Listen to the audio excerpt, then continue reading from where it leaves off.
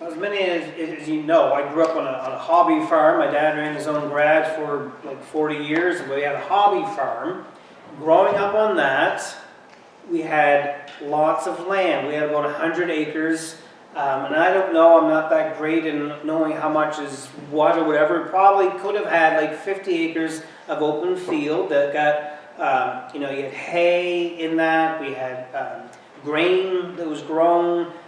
Cattle in it and so on, and then we had probably 50 acres of woods or whatever. Anyway, it was cool. In the summertime, I would drive up and down the field in a tractor, my bicycle, whatever I could do. It was just fun to be able to go up and down. And now wintertime came, and it was the snowmobile. I don't know if anybody else likes snowmobiles or not. I love snowmobiles. And it was, for me, my dad, and I didn't get to see them because I was too young, but he would race them, and he won, and I just loved the snowmobile, and I loved being able to drive them, and there was only one speed for me, pretty well, it was wide open. I just loved to go. One day, I borrowed my grandfather's machine. It was fast, and I was having a great time, but the field was kind of boring by myself, so I went into the woods. And up to the other, as you go out the other side of our woods, we're butted up against another farmer's field.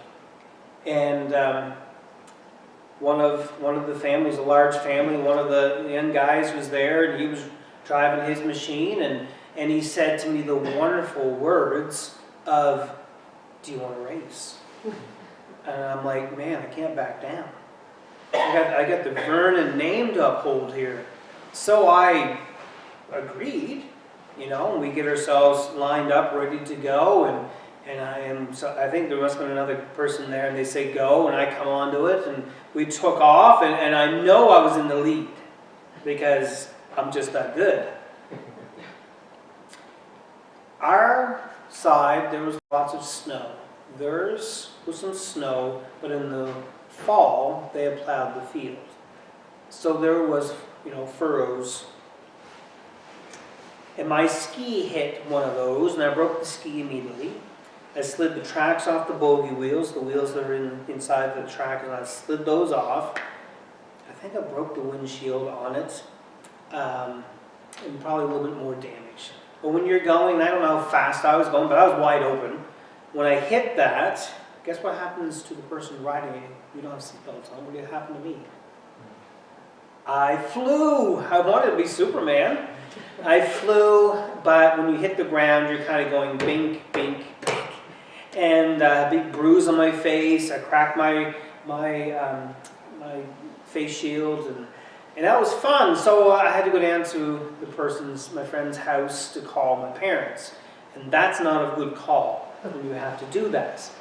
I called, and of course, I got in trouble. I got a good tongue lashing and so on because I broke my grandfather's machine. I didn't destroy it, but I did a lot of damage. My dad had to fix it. I'm saying all of this because I went to my grandfather and confessed what I did to him, and he could have yelled at me. He could have torn a strip off me. He could have said, "You're never going to drive another thing of mine in your life." My grandfather said. Maybe he couldn't hear everything I told him because he was kind of deaf. But he said, could happen to anybody. But to me, that was radical love, because the world would say, no, this teenager not destroyed, but did a lot of damage to your snowmobile. You should be mad at them. You should, cut everything off and tell them you're going to pay for the repairs and you're going to whatever. No, my grandfather never did that.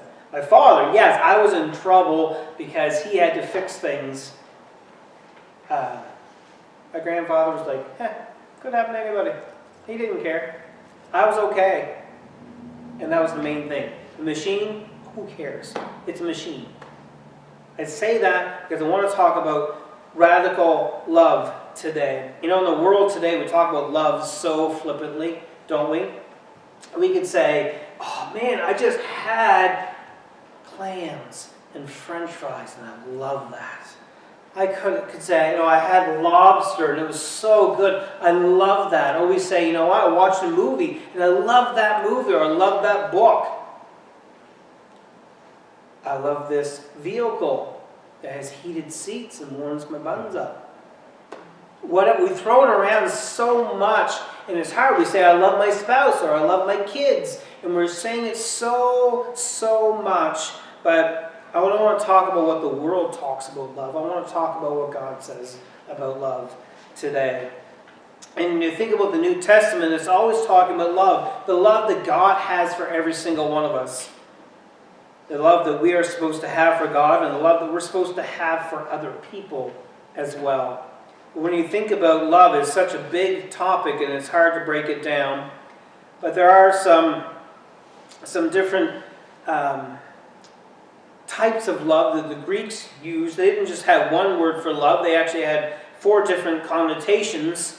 The first one is philos, and there's actually a city in the United States called Philadelphia. And they say it's the city of brotherly love. It means a heart felt affection for somebody. And then there is storge, if I can say it right, and I sometimes kill my Greek, and that is familial attraction. In other words, that's the love that you have for family members.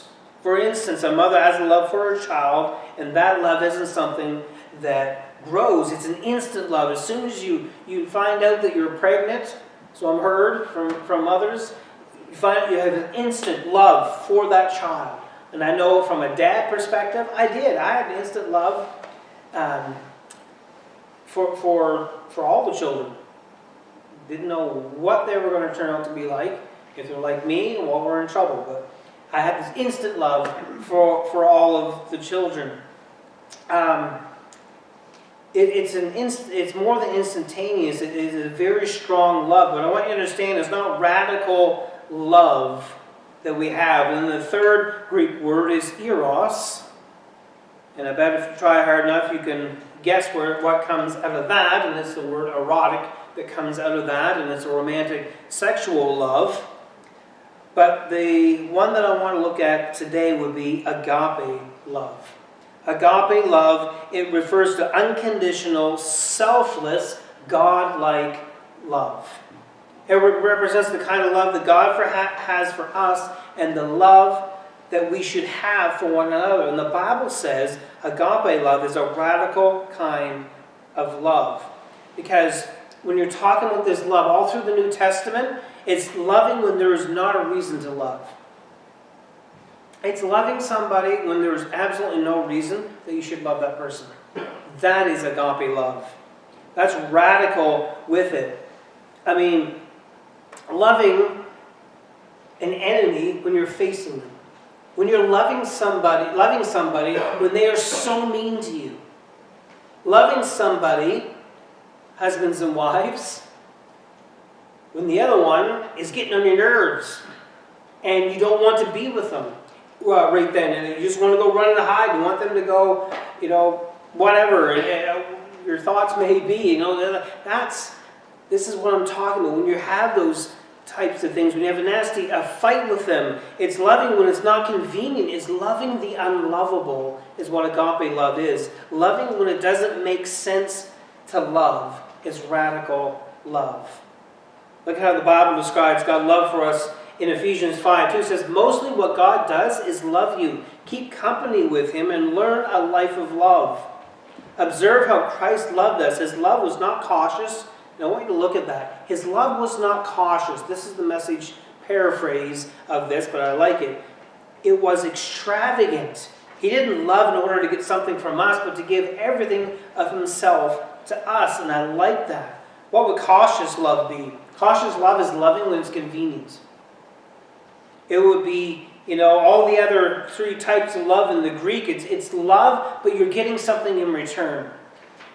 Extravagant love is loving when there is nothing that you want in return. You just love that person because they're made in the image of God, and you want to love them, and you just love on them, and they may hate you, they may detest you, but you love them anyway. That's radical love that I want to look at today. The definition for love, if you're ready today, is this. Love is the choice you make through the actions you take. Love is a choice you make by the actions you take. You see, agape love, it's a choice. It's not a feeling. Oh, just think about the times that you are like, I'm not feeling loving you right now. It doesn't have to do with our feelings. Because our feelings can be up, they can be down, they can be sideways. It's a choice that we make by the actions that we're making to show that.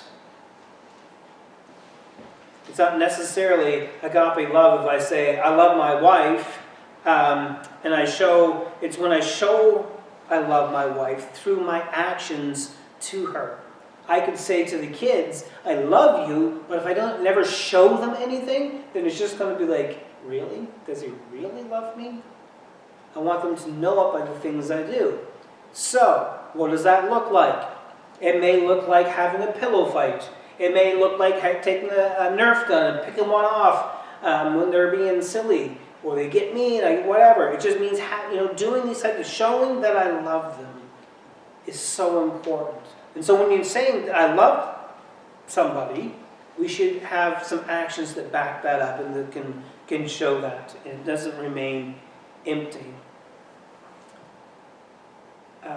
We don't want to go into the opposite of love, which is apathy, which we don't care. Because when we have apathy, it can lead to bitterness and resentment towards people and leading to hate. And we do not want to be hating people. I know there's some people that probably get you really mad and stuff like that, but we shouldn't say, oh, I hate that person. I hate them. No, we should say, you know what? I don't like what they're doing, but I love them. And I can't do that on my own. I need God's strength to do that. An important decision for us to make, because having God's love in our life is the only antidote for hate. It was Dr. Martin Luther King Jr. that said, darkness cannot drive out darkness, only light can do that. Hate cannot drive out hate, only love can do that. And we need God's radical love in our life for other people. So there's 4 choices that we have to love like Jesus, and we're going to look at them quickly today. It's found in the Sermon on the Mount. If you have your Bibles, Matthew chapter 5 through 7. We'll be looking in there, be on the screen here if you don't have your Bibles with you today. But we look into the first choice to love like Jesus is to choose to respond peacefully. Choose to respond peacefully. When we decide to live a life of radical love, we need to choose to respond peacefully when someone hurts us or attacks us. And that is hard, isn't it? In my own nature, human nature, I want to get riled up, and I'm going to be like, yeah? As one of my kids often says to me, you want to go one time? It's like, come on, let's go. No, we need to be peaceful. We need to be peaceful in how we respond to people. I want to get revenge. I struggle with that. I think I've told you before, you take a snowball and pick me off. Well, I'm going to take about 50 and I'll pick you off. That's how I am. I'm wired that way. It's like, no, I can do it better. And so my kids know this. They do one thing to me and I do like a million things to them. We cannot be, the world wants us to get revenge, and we cannot be like that. We need to be peaceful in how we respond to that. And I know it feels weird. I mean, think about it. Hollywood makes a fortune in their movies because they have somebody getting beat, they're beating up a bad guy, and then at the end, they're coming back and there's vengeance, and we would like that. I mean, I don't think it would have worked in Terminator if Arnold Schwarzenegger says, I'll be back to clean up this mess. I don't think that would quite work as well. Or, for those of us, a little bit older, and Dirty Harry with Clint Eastwood, and he says, go ahead, punk, make my day. When he would say, go ahead, punk, and say you're sorry. Like, it wouldn't have worked so much for us, right? And to have that, but because we like to get vengeance, and that's what a lot of the world wants to push us towards, is getting vengeance for something that someone has done for me. Matthew chapter 5, verse 38 says, you've heard the law that says the punishment must match the injury, an eye for an eye and a tooth for a tooth. But I say, do not resist an evil person. If someone slaps you on the right cheek, offer the other cheek also. It was accepted in this day and time that if a person hurt you in a specific way, you could legally get payback. This was back in their time. You could legally get revenge by hurting somebody the same way that they hurt you. And if you think about this, it's kind of fairness, right? Somebody hurts me, I get to do the exact same thing back to them. Exact thing. But here's the thing, God doesn't want us to live our life by the law of fairness, by a code of fairness. He wants us to live our life by the law of radical love. And this is what it means. Jesus says this, if someone slaps you in an insulting way on one cheek, instead of returning the slap in kind, that would be fair, right? Instead, respond with love and turn the other cheek. So they can slap that one as well. And I don't know about you, it doesn't seem like love, doesn't it? It kind of sounds like stupidity. If somebody slaps me in the face for me to say, oh, you missed this side, please hit this one too. I don't want them to slap me again, because probably by that time I'm ready to clock them. But what this is saying is, it's been taken out of context. People will say, well, this is just saying, okay, I just need to be there and just be abused. Go ahead, abuse me, and all that type of thing. No, it's not saying that at all. Jesus died on a cross as a sacrifice for our sins, but that was a conscious decision that he made, and he gave his life for us. If you look at his life and the way he lived his life, he did not let people walk all over him.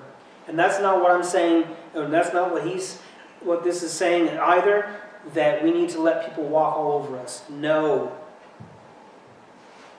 It's just saying that when there's evil, don't respond with evil. When there's hurt, don't respond with hurts. Don't respond with, if someone gives you an insult, don't respond to insults with that. And for me, this is a challenge, and I've had to work on this because for some reason, I've been gifted with the quick wit. And if you insult me with something, I am right there to give one right back to you. I've always been like that. I think my mother has been like that, and she has, and some other people in the family are just quick-witted. And I can just lay it out just as good as anybody. And it takes a lot to rein that in and say, yeah, in joking it's fun. But when somebody's really just nailing you and you just put it back, that doesn't accomplish anything. So my question to you today is, what do you need to show radical love today? Who do you need to forgive?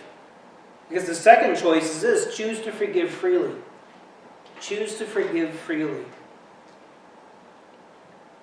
It's one thing to respond peacefully. It's something else to actually forgive somebody. Because a lot of times we'll hold our tongues. Instead of saying something harsh, we'll walk away, and there's just the bitterness that's eating inside of us. And we'll hold on to that. And we won't forgive them. We won't let the other person off the hook.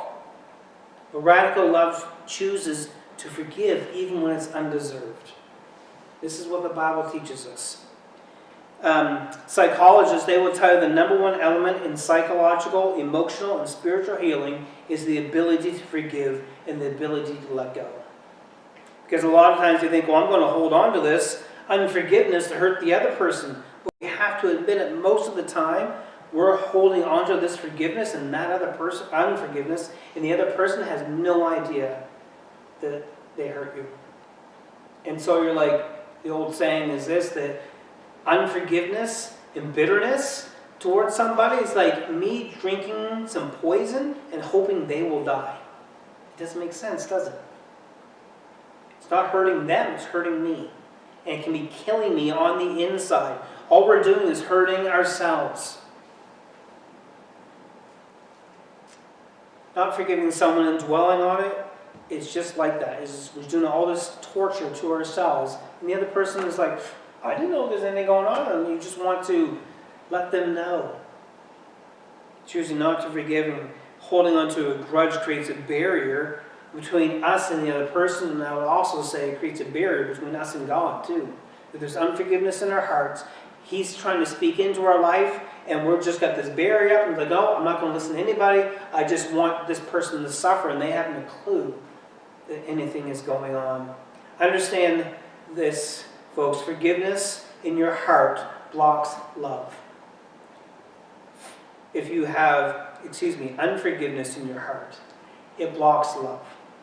If you are refusing to forgive somebody, you can't love them. It's hard to love them, and so it blocks any type of love. Jesus said this in Matthew 6, if you forgive those who sin against you, your heavenly Father will forgive you. But if you refuse to forgive others, your Father will not forgive your sin. So we need to be able to let things go and forgive people. And I have to have God's help to be able to do that. Because some people have done some really stupid things to me, some hurtful things, and I'm like, oh, I can't hang on to that. I need to let it go. Because it just gets me torn up. Jesus goes on to say it's not enough just to forgive your friends, your family, your co-workers, but you have to love your enemies. Who loves their enemies? Can we honestly say that today? Will you love our enemies? It can be done. But with God's help, we can do it. Jesus said this, you've heard the law that said love your neighbor and hate your enemy, but I say love your enemies. Pray for those who persecute you. In that way, you are acting as true children of your Father in heaven. For he gives sunlight to both the evil and the good, and he sends rain on the just and the unjust alike. If you only love those who love you, what reward is there for you? Even corrupt tax collectors do that much. If you were kind only to your friends, how you are different from anybody else. But you're perfect. You're to be perfect as your Father in heaven is perfect. So Jesus says it pretty clearly. Anyone can love their friends. I love my friends. Okay? Anyone can love, anyone can have philos love. That brotherly love. We can have that. Anyone can have love for their family. Anyone can have storge love. Anyone can fall in love and feel that attraction for somebody. Anybody can have that eros kind of love. He says only a person with God's love in their hearts can love their enemy, is what Jesus is saying. He says that, and I love it. It was Dr. Martin Luther King Jr. that said this, love is the only force capable of transforming an enemy into a friend. When we respond with love and forgiveness, we can turn an enemy into a friend. Never mistake forgiveness and trust. Just because you forgive somebody doesn't mean that you're going to put them right back into wherever they were before. Trust gets broken. Trust has to be rebuilt. You don't just get right there automatically again. So please hear me on that. Radical love is a feeling. It's not a feeling. It's a choice that we make, and we have to choose to do that. If you wait for the person to show love, you may be waiting for a long time. If you wait for that person to come to you and to show you love or to ask for forgiveness or whatever it is, you may be waiting a long time. We need to go and show love and offer forgiveness. You may be even asking for forgiveness. We need to do that. And sometimes we can side rail our relationships because we're just unwilling to do these things. So I hope it's encouraging to you today that we need to do that. We can have radical love. When do you need to turn the other cheek? Would be my question to you today. When do you need to respond peacefully? Thirdly, today, we need to view others graciously. We need to view others graciously. This takes the radical love up to a higher level, an even tougher level. If we're honest, sometimes we respond peacefully when we can come to somebody who has a hurt and we're like, you know what? This person is whatever to me, and they are the worst person, and they're getting what they deserve, and we're not viewing them graciously. How many times have I looked at somebody going through something and I'm like, yeah, well, I'm not as bad as them. Oh, they're terrible. This is just, I can't believe that they're doing this. I can't believe they said this, or they did this, or they fell into this, or whatever. And I'm like, I'm so good, though. I don't do anything like that. But yet there's things that I do that are not good as well. We get into judging others. Matthew 7 says, do not judge others, and you will not be judged, for you will be treated as you treat others. The standard you use in judging is the standard by which you will be judged. And why worry about a speck in your friend's eye when you have a log in your own eye? How can you think of saying to your friend, let me help you get rid of that speck in your own eye, when you can't see past the log in your own? You hypocrite. First take the log out of your own eye, then you'll be well enough see well enough to be able to deal with the speck in your friend's eye. If I'm going to be down on somebody, if I'm going to start talking to somebody about something, but I've got a whole bunch of junk in my own life, I need to take care of that before going and talking to somebody about something that's going on. So hopefully you can see that. You might be saying, well, I've got all my secret messed up things and no one knows about them, but I'm going to go pick on somebody else. No, you're being a hypocrite. Don't do that. We need to be able to talk to people, help people, see them the way that Jesus sees them. Give them grace. If God were to look at us and all the stuff that's on in our lives, and he says, you know what, no, you're too far gone, there's nothing I can do for you, we'd be in a very bad spot. The fourth thing today, and the last thing, is this: we need to love sacrificially. We need to love sacrificially. Radical love helps us to love sacrificially.